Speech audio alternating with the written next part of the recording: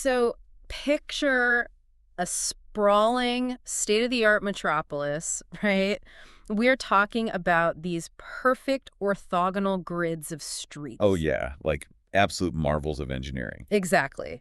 Towering defensive walls stretching for miles, super sophisticated water infrastructure, and, opposing tax offices just waiting to process all the wealth of an empire. Right. It sounds incredibly vibrant. But then picture walking through the massive gates of this triumph of engineering and finding literally nobody, just empty space. Just a complete ghost town. Yeah, a half-empty ghost town built completely from scratch right in the middle of the Persian Empire.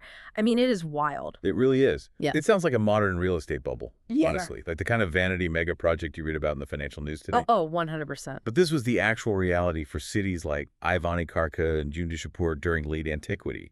The kings would mandate the construction of these massive urban centers just to project power, but, well, the demographic reality simply could not fill the blueprint. Which is just so fascinating. So, welcome to this deep dive, everyone.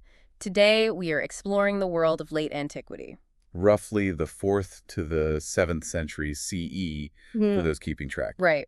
We're sitting right on the precipice of the early Islamic conquests in the 630s, and our guide for this journey is this incredibly dense but just fascinating historical text by John Haldon. It's an amazing source. It really is. It basically deconstructs the physical, economic, and social environments of the two reigning superpowers of the time, the Roman or Byzantine Empire and the Sasanian Persian Empire. And I think the mission for you, the listener, is to step away from the traditional top-down view of history for a bit. Because usually it's all about, which king stabbed who. Exactly. The whole great man theory where kings point swords and maps suddenly change color, that completely fails to explain how human civilization actually functions on the ground. We really want to show you the molecular level of these empires today. I mean, the water tables, the shifting weather patterns, the specific varieties of wheat they grew, and just the brutal mathematics of logistics. Okay, let's unpack this. Because to understand the rules governing these two superpowers, we really have to understand the operating systems they were running on. That is a great way to put it. It feels like trying to network two computers, but they're using entirely different architectures, like a Mac and a PC trying to talk to each other in the 90s. That is the perfect analogy. Yeah. Because the Roman world in the West and the Sasanian world in the East were defined by wildly disparate physical environments. Like polar opposites. Right. The Mediterranean and the Black Seas functioned as this massive unified maritime operating system for the Romans. I mean, water connected absolutely everything. But the Sasanian East was coded entirely differently. Completely differently. Their world was bound by riverine networks, mostly the Tigris and the Euphrates, and it was highly fragmented by the harsh Zagros Mountains and this huge, expansive Iranian plateau. Which means your economic strategies, your military deployments, basically your entire baseline capacity for survival, they all operate under completely different constraints depending on which system you occupy. Absolutely. Like, a strategy that totally dominates the Mediterranean is going to fail spectacularly if you tried to pull it off on the Iranian plateau. And that geographic reality, it completely dictates the extraction of wealth, which, the state's primary function in late antiquity was basically pulling surplus value out of the peasantry to fund the military and the royal court. Just squeezing them dry. Pretty much. And the landscape determines exactly how and where you can actually do that. So let's zoom in on those specific zones of extraction, like looking at the board, so to speak. If we look at the Roman East, the text highlights Palestine and Western Syria as these wealthy, fertile engines. Right, which contrasts really sharply with the rugged Anatolian highlands up in modern-day Turkey. Exactly. But the Sasanian wealth concentration seems so much more extreme, like it wasn't spread out at all. No, it was heavily localized. Sasanian power relied almost entirely on Iraq, and specifically this region known as the Sawad. The Bakalar? Yes. The word literally translates to the Black Land, and it denotes this dark, incredibly rich, alluvial soil that had been deposited over millennia by the Tigris and Euphrates rivers. Just prime farming real estate. Oh, the best. This expanse stretched from just south of their capital, its Ctesiphon, all the way down to the Persian Gulf. It was truly the beating economic heart of the entire Persian Empire. And the text provides a metric for that wealth that honestly kind of broke my brain for a second when I read it. The tax figures. Yeah. So under the Sasanian king Khusrau, or in the 6th century, the annual tax revenues extracted from just the Sawad were 150 million silver drams. Which is a staggering number. To contextualize that figure, the Sawad single-handedly generated as much state revenue as the combined totals of 3 other massive provinces. Wait, really? Which ones? Fors, Kirman, and Khuzestan, all combined. That is insane. It is. The central administration was effectively drawing its entire lifeblood from this single, hyper-irrigated alluvial plain. But this geography also creates huge blind spots in our historical memory, I think, because right next door to the Sawad is the Arabian Peninsula. Ah, yes. Yeah. The great historical sandbox. Right. The conventional narrative always paints late antique Arabia as this isolated desert, populated purely by nomadic Bedouin, just completely disconnected from the whole Byzantine-Sasanian Cold War happening up north. And the textual evidence we're looking at dismantles that assumption entirely. Totally destroys it. While it was marginal compared to, say, the Nile Valley or the Sawad, the peninsula was incredibly vital politically and economically. You had these very fertile coastal strips in Yemen and Bahrain, and crucially, a really dense network of central oases. And here's a detail from the source material that just demands a total rethink of early Islamic history. We are always taught that Mecca was this booming commercial hub, right? Right. Sitting squarely on the main north-south spice route that ran from Yemen all the way up to the Mediterranean. Exactly. But the text actually indicates Mecca was situated about 100 miles to the east of that primary thoroughfare. It was way off the highway. The implications of that geographic detail are profound. Uh-huh. I mean, if Mecca is not a convenient waypoint on a major international luxury highway, we have to question the entire economic foundation of the city. And of the Quraysh tribe prior to the Islamic conquest, Precisely. it forces this crazy hypothesis. Like, perhaps the Quraysh weren't just passively taxing passing caravans, because if you are 100 miles off the highway, you have to generate your own gravity. You have to pull the trade to you. Yeah. You have to actively build local and regional networks of commerce that are complex and totally self-sustaining. And that aligns perfectly with the evidence of other thriving oasis settlements we see in the northern Hijaz, places like Fadak, Taima, and Khaybar. They weren't just pit stops. Not at all. They were interconnected nodes in a really vibrant peninsular economy. The Arabian Peninsula was an active, networked participant in the late antique world, not just an empty waiting room for history to happen. But producing that kind of regional wealth, whether it's in a northern Hijaz oasis or the muddy fields of the Sawad, that requires more than just human ambition. It requires the physical environment to actually cooperate with you. Which brings us to arguably the most volatile variable in this entire system, the climate. Yes. The source material leans really heavily on environmental data here, particularly something called the Bashir occupation phase, or the BO phase. Okay, let's explain this, because I found the science behind this fascinating. Sure. So Bashir is a lake in southwestern Anatolia. And environmental historians use these long mud cores extracted from the beds of lakes like this to conduct palynological analysis. Which is a fancy way of saying pollen analysis, right? Exactly. Palynology is the study of pollen. Because the lake bed is an anoxic environment, meaning it lacks oxygen. Pollen spores from all the surrounding vegetation get perfectly preserved in these chronological layers over thousands of years. So you pull up this big tube of mud, you analyze the pollen trapped in it, and you basically have a botanical receipt of exactly what was growing in the region year by year. Precisely. What's fascinating here is that the BO phase, which stretches from roughly 1250 BCE all the way into the 7th century CE, reveals an explosive, systematic human intervention in the landscape. Like they were fundamentally changing the flora. Yes. The pollen layers show a dramatic, sudden retreat of wild coniferous pine trees, and they are replaced simultaneously by a massive spike in domesticated flora. We're talking vines, olive trees, chestnut trees, and all sorts of cereals. Right. And to do that requires an almost unimaginable amount of physical labor. They aren't just adapting to the natural environment. They are aggressively terraforming it. I mean, chopping down ancient pine forests by hand just to plant olive groves and vineyards on an industrial scale all across the eastern Mediterranean. It's crazy. It is. They engineered the landscape to support a highly complex agrarian economy. But, and this is the kicker, they were doing all of this against a climatic backdrop that was constantly shifting violently under their feet. Because the temperature and rainfall levels were absolutely not a constant. Not at all. The text lays out this timeline of basically a slow-motion climate roller coaster. Mm.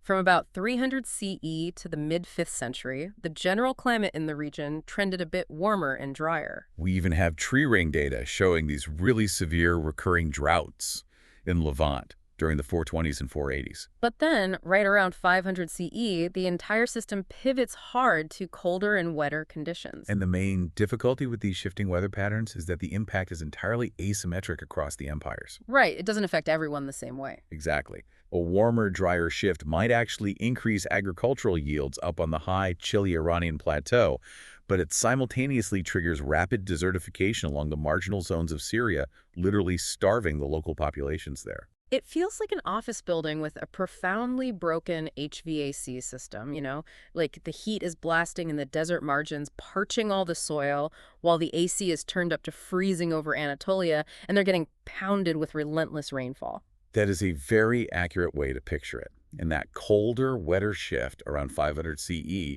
proved absolutely devastating for certain reasons. Because of the flooding. Right. Yes. Excessive rainfall in the highlands dramatically increased the water volume rushing through the river systems. Right. This led to rapid alluviation, which is when rivers carry and then dump vast quantities of silt. Which caused catastrophic lowland flooding in the exposed areas. Right. Where agricultural maintenance was already slipping, the heavy rains just washed away the topsoil entirely. And right as the population is grappling with flooded fields, eroded topsoil, and the resulting nutritional deficit, a huge biological pathogen enters the chat. The Justinianic plague hits in the 540s. Just brutal timing. The synergy between climate stress and disease is incredibly grim. A population that is already weakened by localized crop failures is going to be highly susceptible to a virulent pathogen like Yersinia pestis. The bubonic plague. Yes. And the plague triggers a massive demographic collapse. Yes. And with fewer hands alive to maintain all that complex terrace farming and those irrigation systems we talked about, even more land is abandoned to soil erosion. Which reduces food production even further. Exactly. It creates a lethal, self-perpetuating cycle of decline. Does this mean the weather and disease just universally wiped out the ancient economy? Because if you look at that sequence of events, drought, followed by floods, followed by bubonic plague, it is so tempting to assume everyone just folded up and died. It is tempting, but we must strongly resist that kind of environmental determinism. The archaeological record simply does not show a universal, synchronized collapse across the board. Yeah, I noticed that the BO phase, that era of intense human agricultural terraforming we identified in the lake mud, it doesn't actually end until the later 7th century. That is over 100 years after the plague arrived, and long after the worst of the cold and wet climate shift. So humans were still actively managing the land. They were demonstrating extraordinary resilience. The climatic stimuli and the disease outbreaks did not universally dictate the end of human activity. It wasn't a death sentence everywhere. Exactly. Take the settlement of Nasana, for instance, located down in the Negev desert.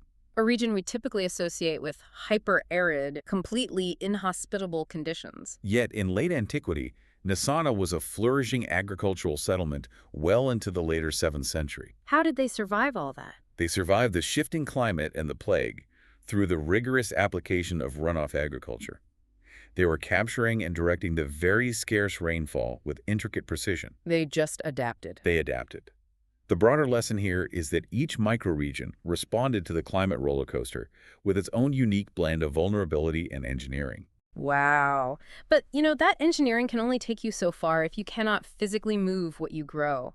Which brings us to the brutal, just unforgiving mechanics of ancient logistics. Logistics is everything. It really is. The cost of transport essentially held the entire ancient economy hostage, didn't it? It dictated the survival of cities and the reach of armies. The source material draws a very sharp, unforgiving line between water transport and land transport. Right. So if you are operating on that Roman maritime OS we discussed earlier, moving 1,000 tons of grain across the Mediterranean Sea or floating it down the Nile is relatively cheap and efficient. The wind provides the motive force, and the crew requirements are minimal. But the very second you unload that grain onto a dock and attempt to move it inland over a road, the economic equation just completely breaks down. Entirely. And it breaks down because of the fuel source. Moving heavy bulk staples like grain or building materials overland requires heavy carts.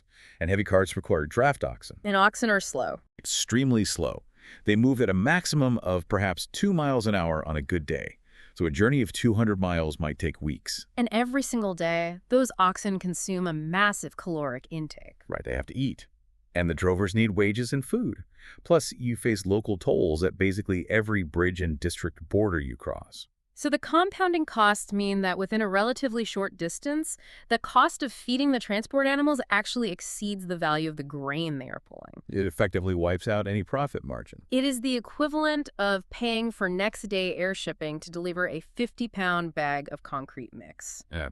You know, the shipping tariff is exponentially higher than the actual value of the commodity.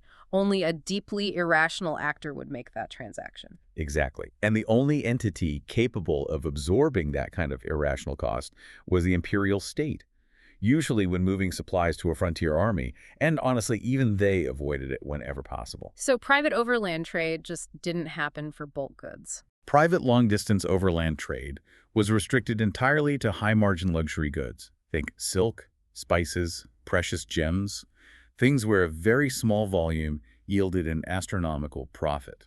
The text does mention a subtle technological adaptation in the East, though, where Sogdian merchants utilized Bactrian camels equipped with pack saddles. Yes, that was a significant innovation. Because it eliminated the friction and the dead weight of the wheeled cart, right? Mm. Making the overland movement of bulk goods marginally more viable. But still, it didn't create some globalized supply chain. It mitigated the friction, sure, but it didn't eliminate the fundamental barrier.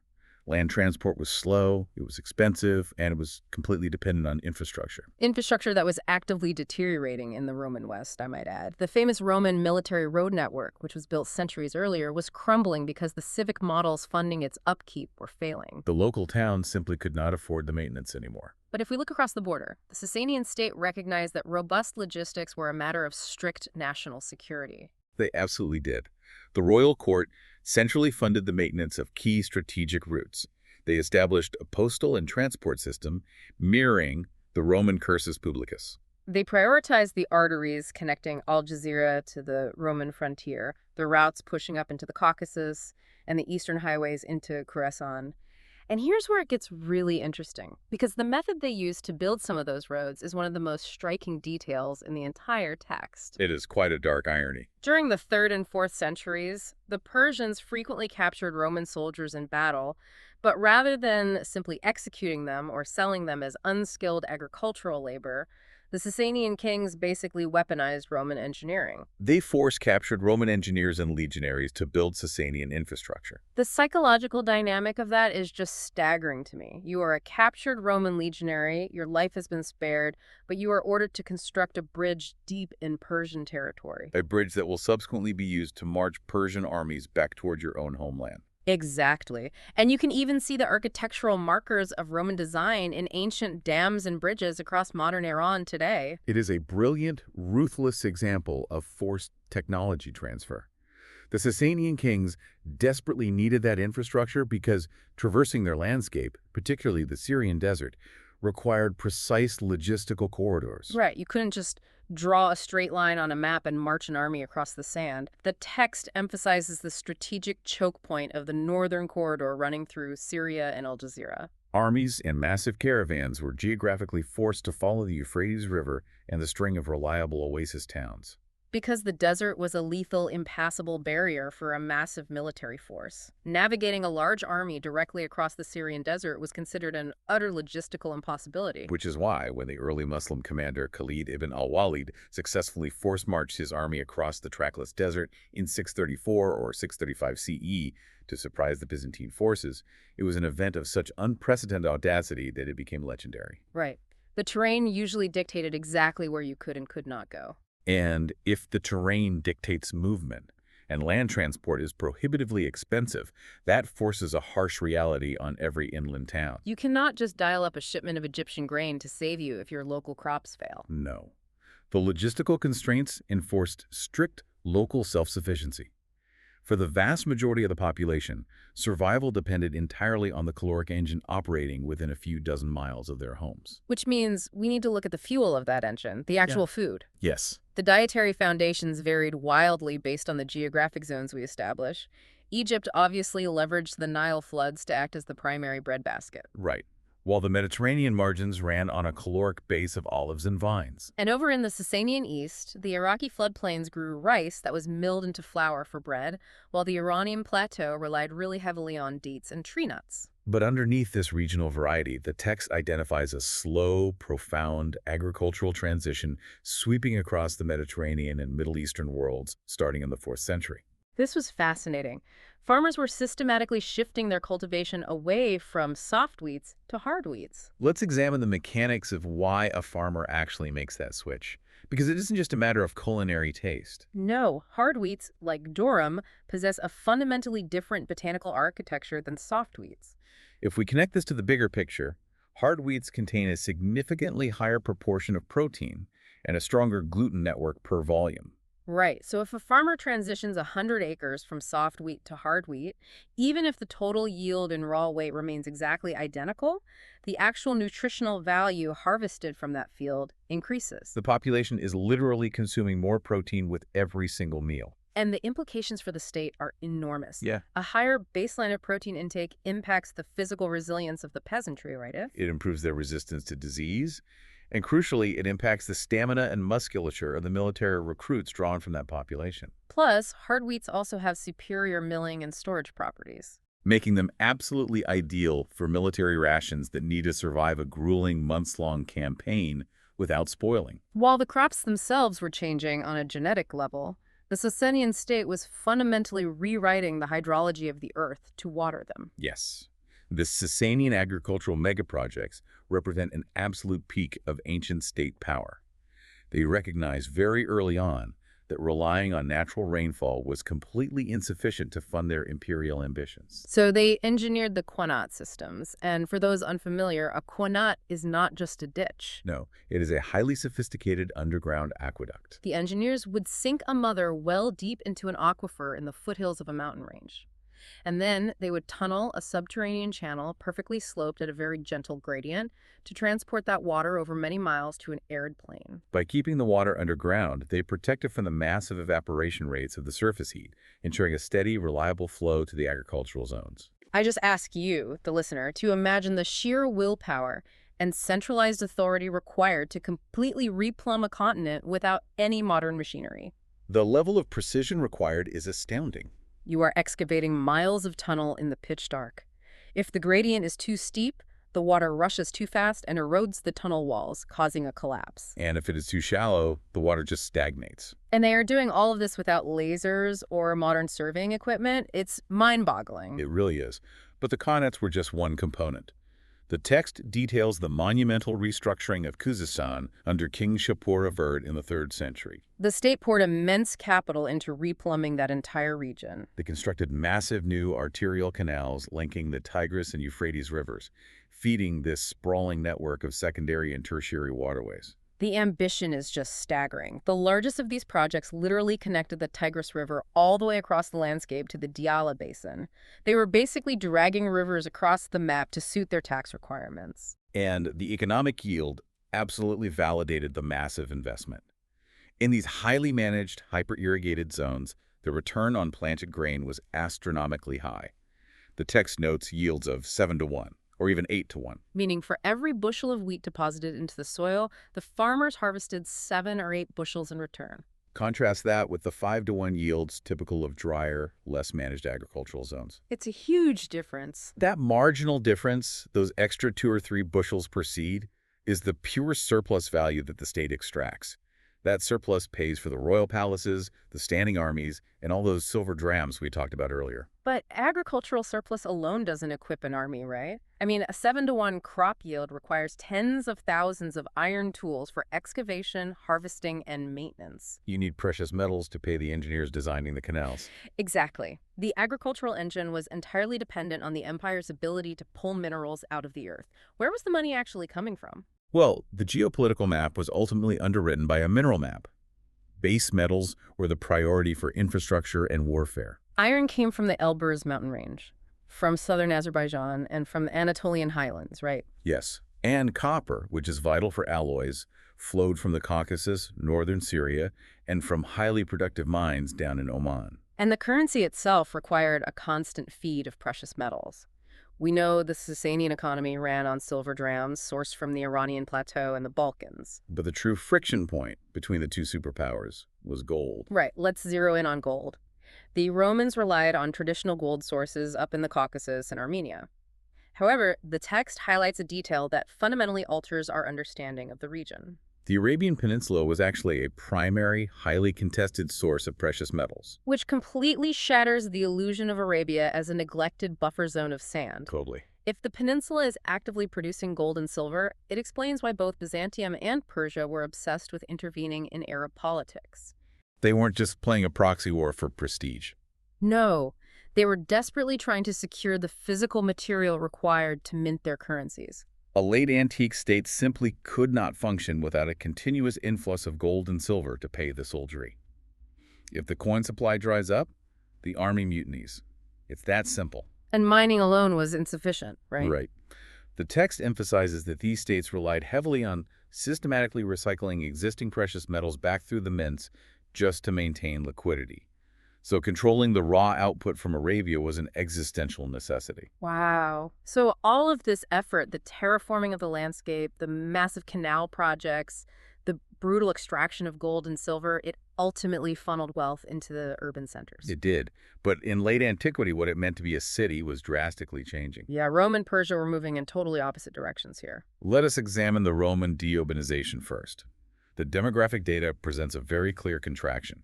At the end of the 2nd century CE, the population of Roman Europe hovered around 67 to 70 million. But by the early 8th century, that figure had collapsed to roughly 27 to 30 million. A catastrophic demographic shrinkage. And the physical architecture of the Roman city naturally reflects that collapse. The classical palaecity, the Greco-Roman ideal characterized by sprawling public baths, monumental theaters, and civic centers, all funded by wealthy local aristocrats, that whole system just begins to dissolve. And the dissolution wasn't an accident. It was largely driven by imperial policy. The state, a process finalized under the Emperor Justinian, systematically confiscated the civic lands and local revenues that previously funded those cities. So you strip the local government of its tax base, and suddenly the wealthy local elites, the curial class, have absolutely no incentive or ability to maintain the public works. The archaeological record from the period is incredibly stark. Grand public buildings fall into total disrepair. Abandoned bathhouses are repurposed as municipal garbage dumps. Just trash everywhere. Yes. The expansive open city plans are abandoned in favor of building tight defensive walls, drastically shrinking the urban footprint. But it is crucial to understand that a shrinking footprint does not equal a dead economy. I mean, trade didn't stop. Not at all. The wealth didn't just vanish into thin air. It was simply redirected. Exactly. Commercial exchange continued vigorously.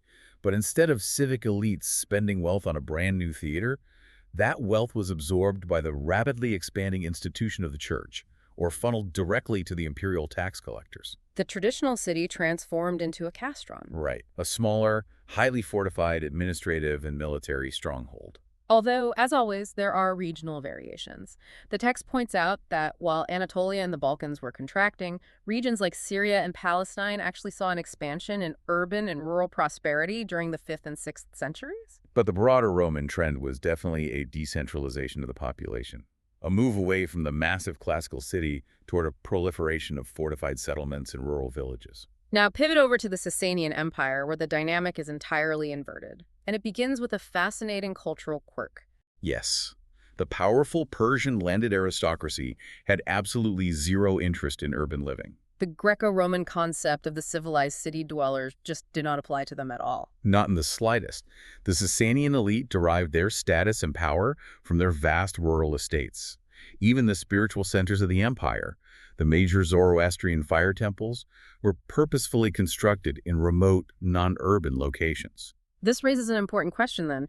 If the aristocrats refuse to live in the cities and the priests build their temples up in the mountains, what is the purpose of a Sasanian city? Who was even living there?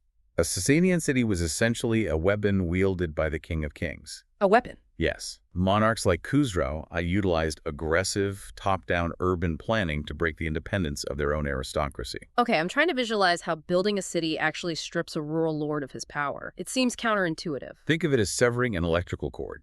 The king establishes a massive new urban center on a strict grid layout. He establishes a highly organized, three-tier fiscal administration within its walls. The tax collector. Exactly. He then forcibly relocates populations, including those captured Roman engineers we discussed, to populate it. Oh, I see. By centralizing the economic and administrative functions of a region within a royal city, the king ensures that all tax revenue flows directly to his bureaucrats, bypassing the rural aristocrat entirely. So the lord is just left isolated on his country estate, while the actual wealth and administration of the entire province are locked behind the walls of a city controlled exclusively by the king. Precisely. And the ceramic surveys in Persia reveal the stark consequences of this policy. While the Roman world saw rural villages proliferate, the Persian countryside experienced a marked reduction in the number of rural settlements. Because the state was basically acting as a vacuum, sucking the population out of the countryside and forcibly concentrating them into these royal hubs to ensure maximum tax efficiency. Which brings us back to the image you painted at the very beginning of our deep dives, the inherent flaw in top-down authoritarian urban planning. The ghost cities. There is just such a tragic irony in the text here. The Sasanian kings mandated the construction of these colossal urban spaces, places like Ivani-Karka and Jundi-Shapur, designed to project infinite imperial majesty and process the wealth of millions. But the organic demographic growth simply could not sustain the royal ambition. They built the infrastructure for a bustling metropolis, but frequently the walls enclosed vast tracts of completely empty space. The population simply wasn't large enough or maybe willing enough to fill the grid the king had drawn. It is a profound monument to the limits of state power attempting to override geographic and demographic reality. Wow. We have covered an immense amount of ground today. I mean, we've examined the divergent operating systems of the Roman and Sasanian worlds. We have tracked the shifting climate patterns that flooded Anatolia and the brutal mathematics of moving grain by ox cart. We've seen how the switch to hard wheat changed the caloric baseline of millions, how the Persian state aggressively replumbed the earth with qanats, and how kings built literal empty cities just to monopolize the flow of Arabian gold and Iraqi silver. The essential context to draw from all of this complexity is the state of the world on the eve of the 630s. When the early Islamic conquerors mobilized from the Arabian Peninsula, they were not stepping into a vacuum. Right. They did not inherit a primitive, shattered landscape of dust and ruins. The narrative of a sudden apocalyptic break in history is a complete myth. They inherited an exceedingly intricate, highly evolved, and deeply fragile economic machine. A machine that was actively attempting to recalibrate itself to colder climates, shifting agricultural yields, and radically altered urban structures. So what does this all mean? Which leaves us with a really profound question for you, the listener, about the nature of conquest. It does. Because the traditional historical script always tells us that an invading army smashes the existing system and forces a new reality upon the conquered. But when you observe the dizzying molecular complexity of the late antique world, we just discussed the delicate balance of the Qanat networks, the massive reliance on the Sawaid's irrigation, the specific mechanisms of the three-tiered tax systems, it forces a totally different perspective. It absolutely demands that we ask, did the new Islamic elite truly destroy this late antique world, or were they in fact captured by it? I love that thought. It's as if you execute a hostile takeover of a massive, incredibly temperamental nuclear reactor. You might have stormed the control room and declared victory, but the moment you sit in the chair, the reactor doesn't care about your ideology. Not at all. It demands water, it demands fuel, and it demands constant, precise maintenance, or it melts down and kills you along with everyone else. Did the overwhelming necessity of keeping this fragile, hyper-engineered machine running force the conquerors to adapt entirely to the rhythms of the conquered? You win the war, but suddenly you realize you are forced to play by the rules the terrain wrote centuries before you even arrived. Just something to mull over. Thank you all for joining us on this deep dive. Keep questioning the historical narratives you've been taught, and we will see you next time.